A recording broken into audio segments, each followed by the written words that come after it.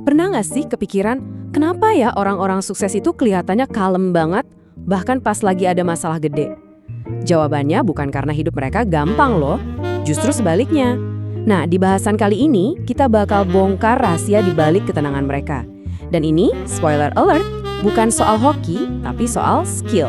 Coba deh, bayangin sebentar.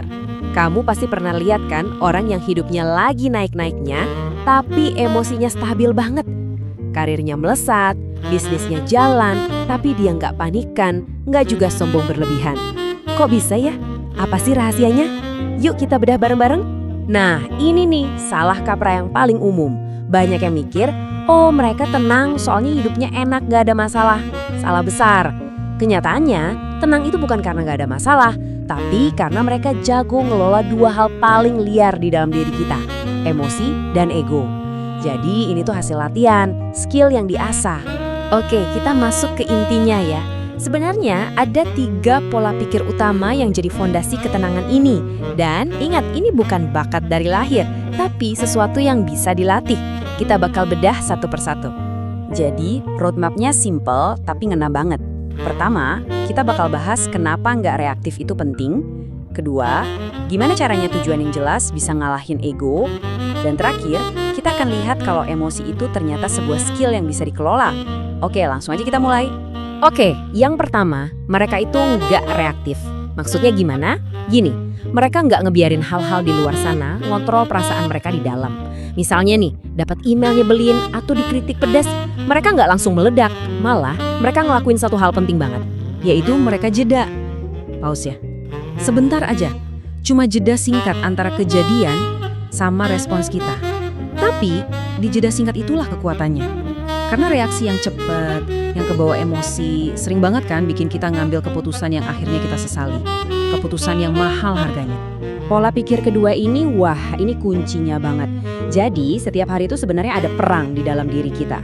Perang antara apa? Antara ego yang pengennya kelihatan benar versus tujuan yang pengennya dapat hasil yang benar. Siapa yang menang di perang ini, itu yang nentuin segalanya. Bedanya jelas banget kan? Kalau didorong ego, kita itu sibuk ngaca, pengen kelihatan hebat, gak mau kelihatan salah, butuh pujian. Tapi kalau kita fokus sama tujuan, kita itu sibuk liatin peta, gak peduli siapa yang benar. Yang penting gimana caranya kita sampai ke tujuan. Ide dari siapapun, sikat aja kalau emang bagus. Dan inilah yang terjadi kalau tujuan lebih besar dari ego. Potensi kamu kebuka sepenuhnya. Kamu jadi gak anti kritik, malah kamu nyari masukan, bahkan dari orang yang lebih muda. Kamu berani bilang, oke, gue salah, yuk kita benerin. Dan itu bukan lemah loh, itu justru kekuatan yang luar biasa. Nah, pola pikir yang ketiga ini mungkin yang paling bisa mengubah cara pandang kita. Kita kan sering mikir kalau kita ini korban dari emosi. Tiba-tiba marah, tiba-tiba sedih, seolah-olah itu terjadi gitu aja ke kita. Tapi gimana kalau kita lihat dari sisi lain? Gimana kalau emosi itu bukan sesuatu yang kita punya, tapi sesuatu yang kita lakukan? Manajemen emosi itu sering disalahartikan sebagai nahan perasaan. Padahal bukan itu, ini lebih ke kecerdasan taktis. Tahu kapan waktunya gas, kapan waktunya rem, kapan harus ngotot, kapan harus diam. Dan yang paling keren, ini bukan bakat, ini skill. Artinya, siapapun, termasuk kamu, bisa melatihnya. Oke, pertanyaannya sekarang, gimana caranya 3 pola pikir ini diterapin di dunia kita yang serba cepat dan banyak gangguan ini? Gimana cara mereka tetap tenang, padahal semua hal di sekitar kita tuh kayak sengaja dirancang buat mancing emosi? Zaman sekarang ini kan ibarat pabrik pemicu emosi ya.